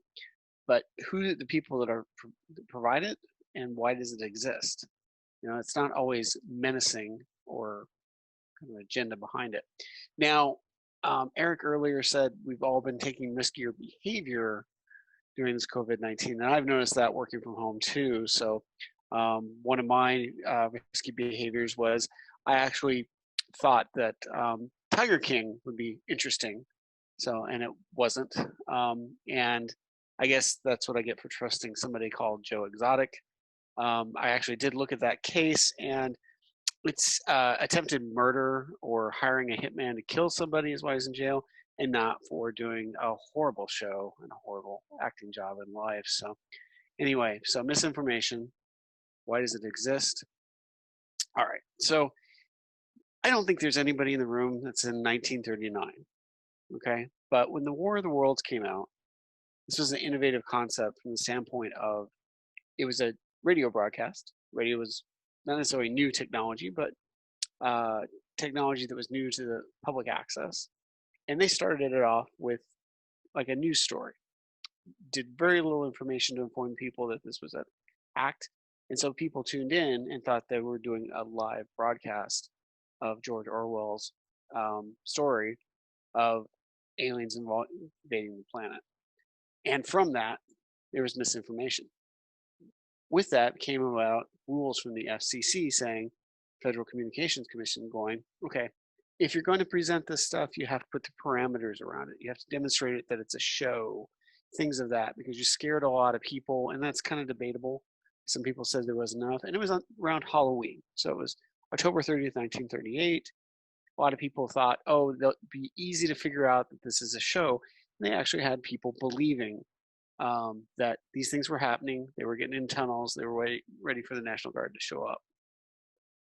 Today, we don't just have a radio. We have, of course, all of this national social media. And anybody can be on there. And that's the thing. Everybody's a broadcaster, just like here. I'm just noticing some of the photos, the pictures of everybody on their things, and everybody's a radio talk show host. You know, I've seen some of these YouTube channels, and we've had some investigations where we've seen some of the blog posts and some of the content that people are putting out there, and they're pushing themselves as real individuals and being credible. One of the individuals that's probably going to be out there, I mean, who is it creating this information? One of them is always the joker, someone who wants to be funny. And one the aspects of it created a screenshot of a fake government text claiming that the recipient had been fined for leaving their house too many times.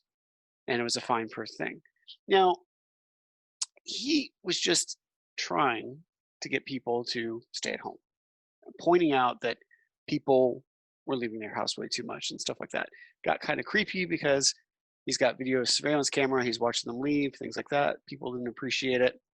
But creating this fake website, you know, you have the people that are like, oh, it's a joke, right? some of the thing in the gaming community, we're seeing a lot of this too, where you guys probably all know about swatting. I mean, it's almost getting to the point now where you can't even get on a game without getting swatted.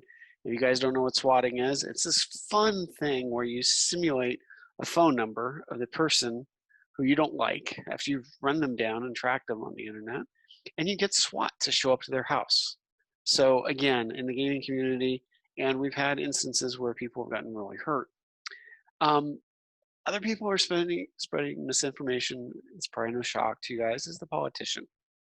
Now, politicians all have whatever their agenda is or whatever their view things are. I'm not saying either one is correct, but even the president said exposing people to UV light was a solution, right? Suggesting it. And again, I think it went a little bit too far, and you had speculations and facts were out of context to the point where Clorox basically came out and said, do not inject bleach into your system, right? Do not inject bleach. They didn't want that lawsuit kind of thing, because I think there was a suggestion too that bleach helps cure this and you can inject it into your system. On one of my flights when this early started, I was listening to a lady and she was giving a nice little demo to the person sitting next to her about, she was wearing her mask, and it was an N95 mask, but she said all N95 mask has got special chemicals in it. She goes, so I got those special chemicals. I just sprayed Lysol on the inside of my mask and then put it on, and it's working out great. And I was like, oh, when is this lady going to pass out? So again, and the lady next to her was just like, oh my gosh, that's a great idea, because Lysol kills so much stuff. So again, we have the politicians out there doing it, the conspiracy theorists. So the lack of information, and you guys are going to run into this with a breach, is uncertainty. The uncertainty created perfect breeding ground for conspiracy theorists. I don't know if you guys have seen some of the conspiracy theories out there. I have to take them with a grain of salt. It helps being kind of in behind the scenes to know some of the reality that's out there and things like that. But of course, one of these conspiracy theories was like 5G spreads COVID-19 to the point where in Britain, they were convincing people to tear down cell towers. It turned out to be a 4G cell tower, not a 5G. But if you can imagine the misinformation about your product, and we've seen some nation states do that where conspiracy theorists or some people will start a website and get a following on certain things about your product that might not be true.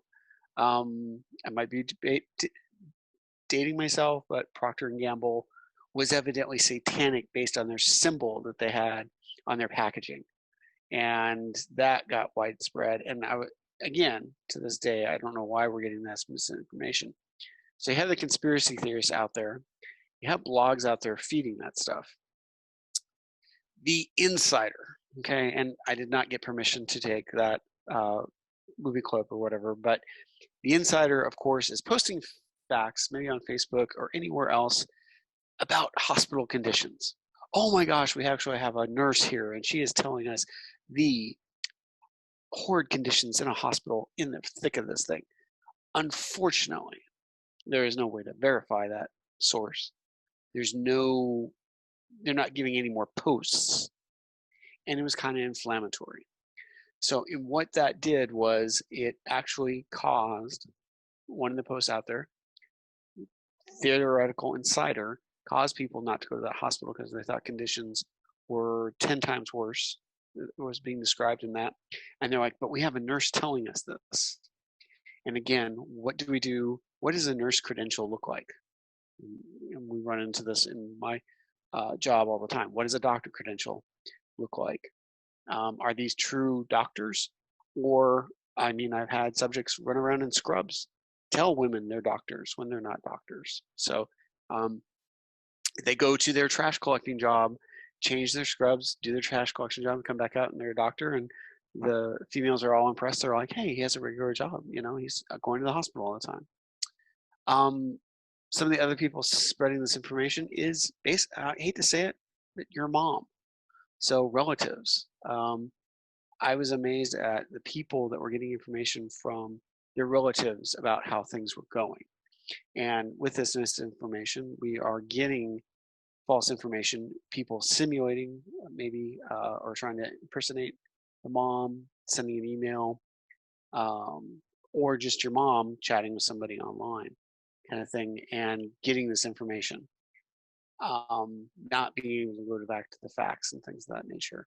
So again, the internet, I don't know how it became this, but for some reason, if it's on the internet, it's real. It's almost like the radio. This celebrity. Now, we have, this is a different venue. I've seen the media outlets and I've seen people try to get the celebrities to send out a message. And I understand that. If you have 1 million followers, you're getting the content out to 1 million people. It's just like this group. If you guys have 100,000 people that will follow your blog, things like that, if you could get a message out to the general public, that's people that are being educated. I have found this interesting dilemma. I'm not a big, I've cut the cable. So I do paid subscriptions. In that, I'm not usually paying attention to the local news unless it comes up on my feed.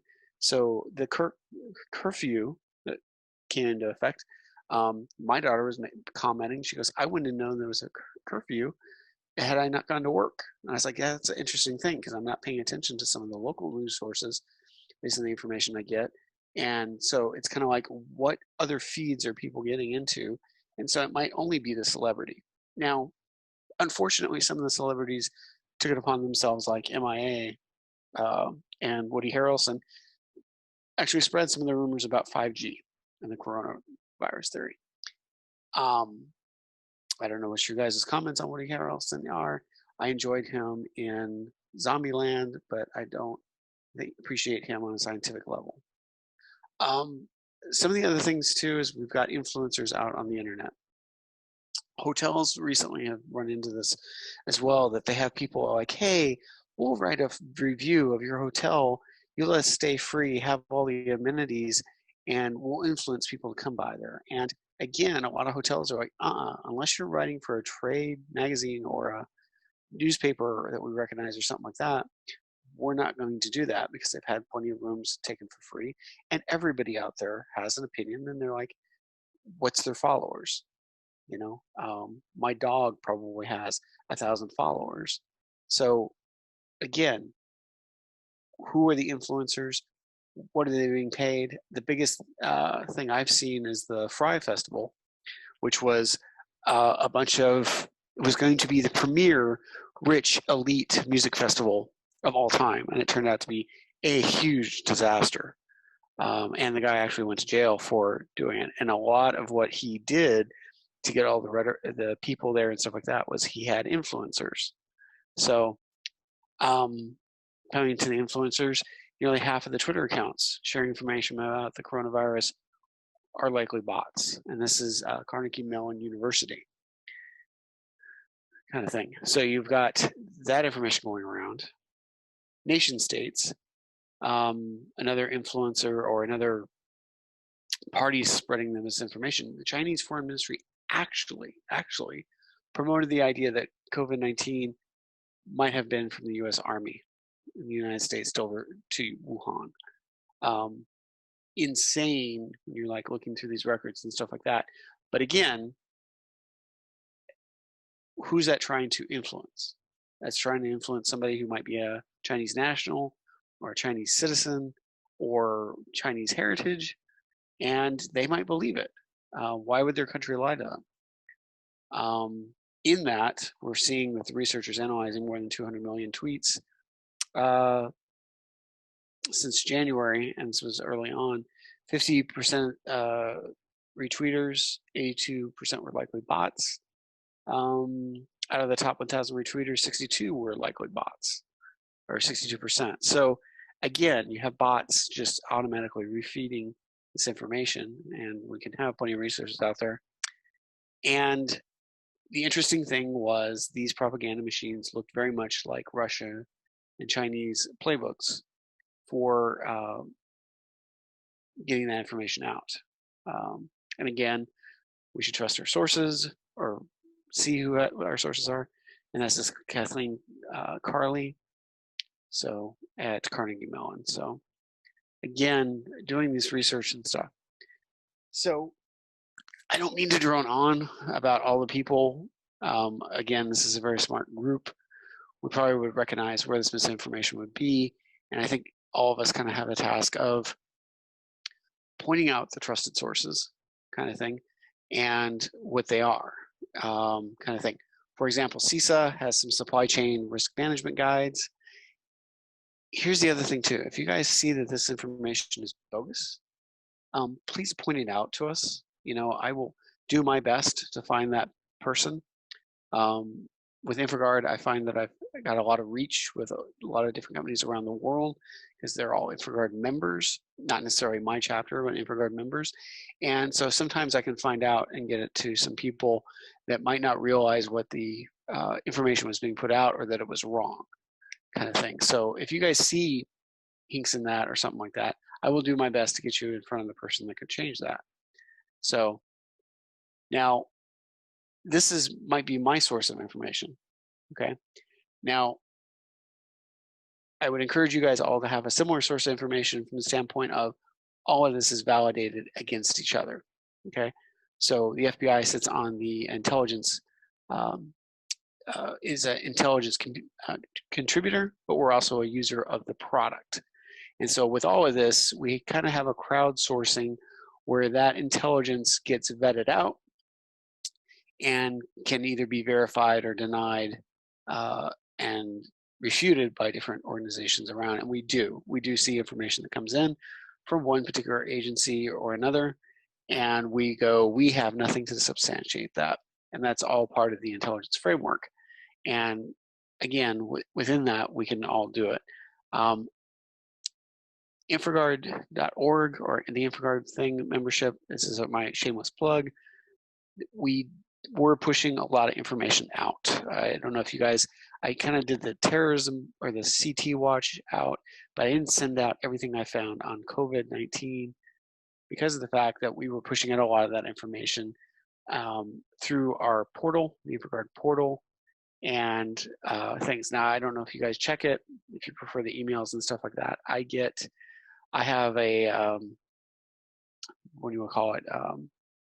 I have way too much information hitting my email account where I have to separate it out in different folders through scripts and things of that nature. And sometimes I just can answer the ones that are coming in from my boss and my squad. So, you know, I appreciate portals when I'm trying to look for a piece of information or something. Trusted. Here's some trusted sites that have been out there. There's the covidactnow.org, COVID-19 projections. And like I said, all of these kind of give you different aspects of it. The Johns Hopkins ones that were out there. And it's still out there. I mean, we're still seeing the virus. It's going to be around for a while. With the latest protests and stuff, I've been a little bit worried because people kind of put it aside, like, oh, it's no longer around. Life Science has some stuff. CDC had some very good information and things like that. And again, we're not pulling them. They're trying to push this information down to different sources or whatever, but we're just not getting it retweeted by somebody out there. Okay. My comment on all this information is let's make friends during sunny days on this stuff. Erik gives us an update on the news that he sees out there. I've found it very much true that if Erik Graham says it, it's true. And he's been a good friend of this group and things like that. The other thing too is trust our friends during stormy times. We have to trust our friends during stormy times and know how the information is gathered and put out there. And I am not looking for new news sources when we've been running into these disasters. And that's what I found interesting too, was all the groups, including partners that we had in InfraGard and stuff, scouring the internet, looking for new information and trusting new sources and not necessarily going, okay, what have these people written before, things like that. I saw somebody impersonating one of the professors that has done some virus research extensively, and he was making some profound comments that would not be the professor there, and so we had to kind of trace that down. And again, I don't know if it was because the person was flattered that they thought he was the professor of this virus thing, or if it was just malicious. We're still trying to get into that aspect of it. But again, it's misinformation. Again, I would recommend that you guys join InfraGard with this. And, Jerry Crow basically said, yes, we have a thing on June 26th. And that might be optimistic. I realize that in hindsight, our board is looking at it, and we will honor those tickets if we push it out to another date or get a refund or something like that on it. So if we have to push it out for another date, I was not expecting pandemic to have civil unrest lockdowns. So I was expecting to maybe have some more shelter-in-place orders coming out after this, but I was not expecting to have the civil unrest kind of come out with some of the other things, and we're looking into that too. And again, we've at the FBI, we're working with all the municipalities and stuff, and we're setting up stuff. So if you guys have information or anything like that on civil unrest, please share that with us. We'll get that out to the proper authorities. If you guys have questions or something like that, let us know. And I'll kind of open it up for questions. And I know that's kind of short, but I kind of set this up. I was hoping that maybe we'd be in open space or whatever, we could get some more of those questions answered or see what other people had seen out there. Great. Well, we've still got 72 people on the chat, so hopefully we can get some questions going. I could put you on the spot with a few of them, but that's fine. Go ahead. So, I mean, we all live in the times we live in, and we're seeing different messaging come out of different government departments, either at the state level or the federal level, and that just seems like a new challenge of our modern times. Can you describe the mood as far as, is that a unique challenge, or is there a historical precedent for that? That's my question. Well, it's kind of both. I mean, it is a unique challenge. Historically, we have been very proud, the United States has been very proud of states' rights, and it's been very few times that we demonstrate that. Each state, we see this during the election, each state is in charge of their own, and it's basically the local precincts that are in charge of their election. There isn't a national system to do that. There is a national system that takes in the ballots, but it's how you vote, and there's a system in place for that. But in taking in those numbers and doing the thing, it's up to the local municipalities and local governments to, do the election and do those things correctly. And we see some of those things get out of control. We have the same reporting with the states are in charge of the local tabulation of results. And then we also saw that we have separate labs. So our system is complex. We have separate labs out there reporting information. And even though we can say you must report this information to the state, some of them aren't. Some companies out there are like, hey, we're a Minnesota-based company. We'll report it to our, where we're based out of, and not to every state where we have a lab or something of that nature. So I think it's the independence that we have is a little bit of a detriment from that. And then of course, the other thing too is we've seen different municipalities have different capabilities with that. Some of them have a very it's like anything. Some people have outstanding individuals running their local health departments. Others do not have such capable measures and things like that.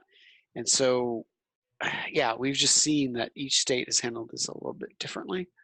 And frankly, when you've seen the government come in, it's like, you will do things this way. I've seen a lot of pushback. and it's just the states going, we had this before.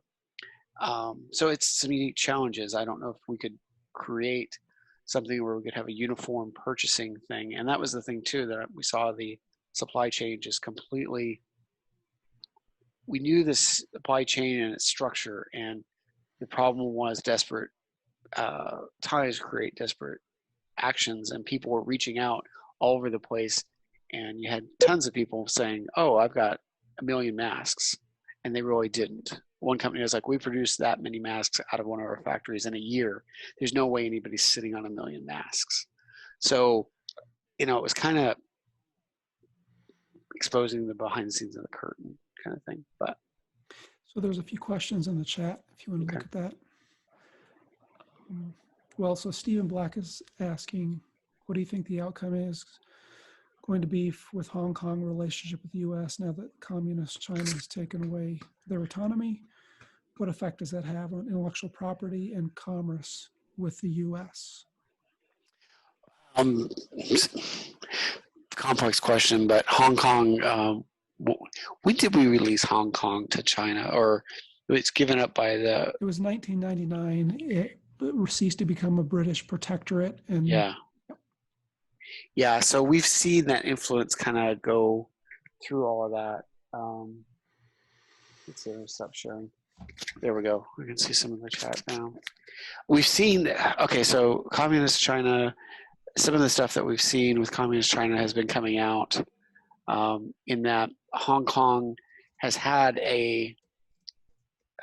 it's had that protectorate and stuff. Basically, Hong Kong is just going to be mainstream China, which that's China's goal anyway. So it's going to curtail business in that area, and I think a lot of businesses are going to have to revamp that. I've heard from several people, we're on Hong Kong, we're not mainland China.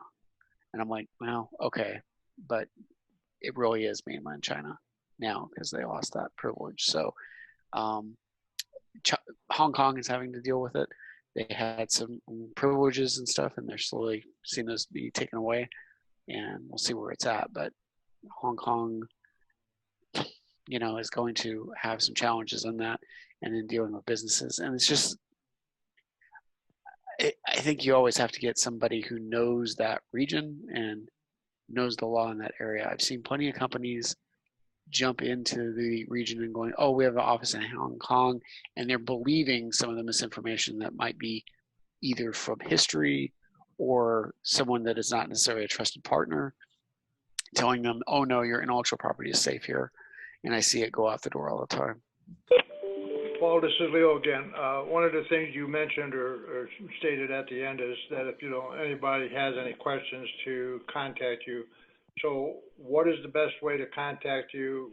Email, phone number? What are you suggesting to the group that's listening to you tonight? Just send me an email. My email out for everybody, sorry, is pmschaaf, SCHAAF @fbi.gov.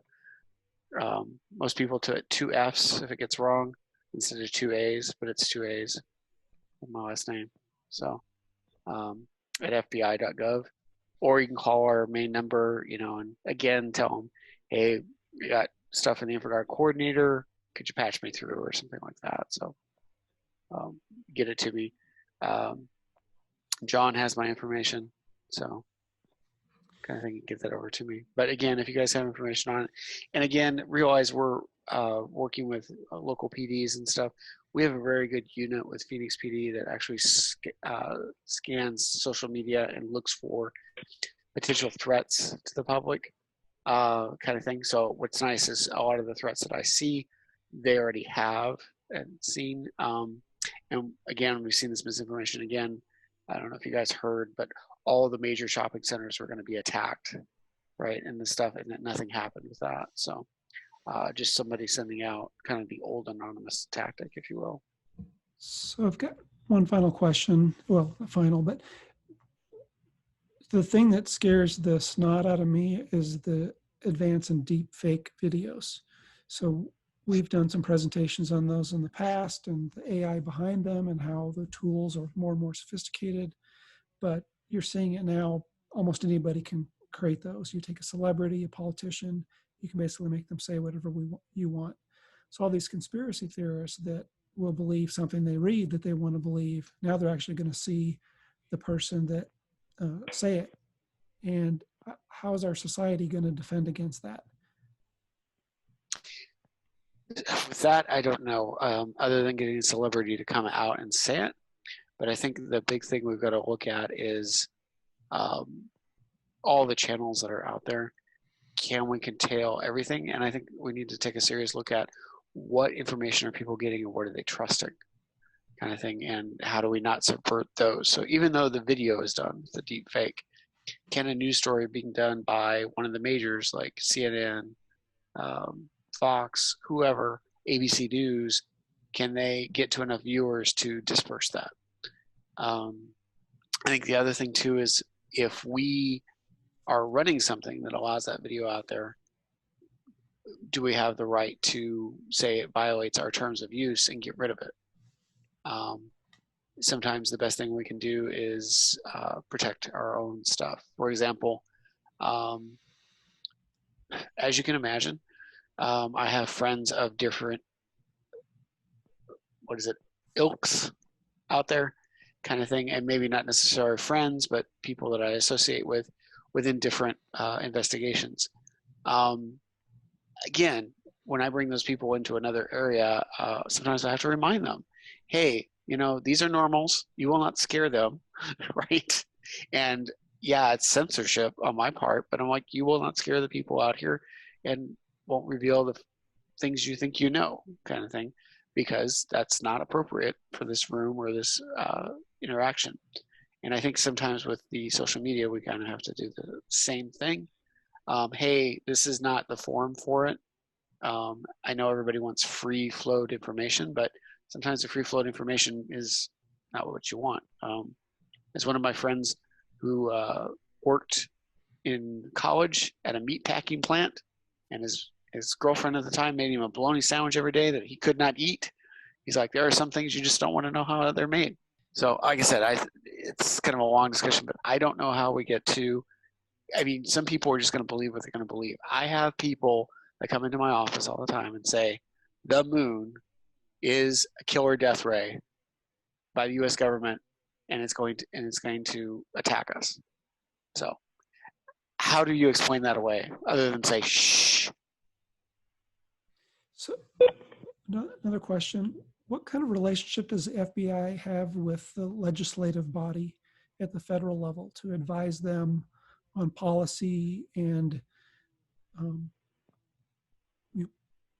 crafting sane legislation that can be enforced? So we have a liaison, congressional liaison thing, and with the state and stuff like that. But basically, we have to be asked. So we cannot, by law, we can't lobby Congress, and kind of thing. So it's basically up to. So our agency can't lobby Congress because we can't do any unnecessary influence. And so we basically have to be asked. So we have a liaison or a person there that if there's questions by Congress or legislators to do that, we rely heavily on private industry to help us. So I have a lot of friends out in private industry, and they participate in this process to bring it to legislators' attention that some of the things that might not work or difficulties, kind of thing. So for us, it's mostly an ask. We have to be asked for it. And we do try to keep that relationship with them. I will say with the FBI, though, it's kind of difficult because we do also do investigations into that. Election fraud and public corruption are some of our mainstays in the FBI. And it's depending on who you are as a legislator, we might not be your best friend. So kind of thing. But. Awesome. Thank you.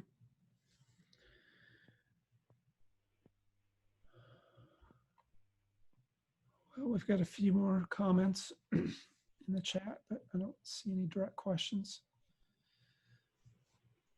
So unless we've got anything else, we could probably wrap it up early, get home and be safe. Okay. So the Indian person, whoever's the person was saying something about India, they're Indian.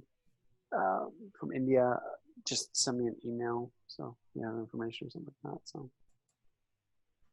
anyway, so you were saying you would let me go? Sorry.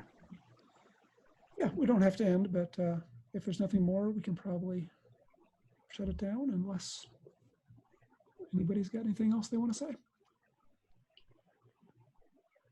Yeah, John, I had written a little bit of information about the changes to the Interface 2020 here coming to town. This is their 14th year. They were scheduled for June 16th and moved it to September 25th. Having said that, the Technology Summit that is here always in September happens to have their event on September 16th. So it's going to be like about 9 days before the interface event, and interface people at F2F events realize that. I've kept them updated on that because I'm on the advisory council for both of those groups for 14 years for Interface and 12 for Technology Summit. And they said, if you can't make the whole day for the Interface event, you can make a half a day, whether it's morning or afternoon, sign yourself up and come in and attend whatever you can make it. So we want to try to keep, supporting those organizations, and because of the COVID-19 and all the changes and dates and everything else, they've had to do this across the United States with all their events. So that was the only date available, still at Carolyn Western in Scottsdale, like it has been for several years already. But that hasn't changed. If anybody has signed up for the June meeting, they're automatically signed up for September 25th. They just rolled it over and kept everybody registered. In case somebody wants to, they can, they can go back and change it or cancel it or leave it the way it is. The Sonoran Desert Security User Group meeting is still scheduled for November 4th. All the affair at UAT. Hopefully nothing will happen there. And everything's on the Sonoran Desert Security User Group website for more information. So I wanted to bring that up for everybody because I don't know if everybody knew about the changes. Awesome. Thank you, Leo. You're welcome.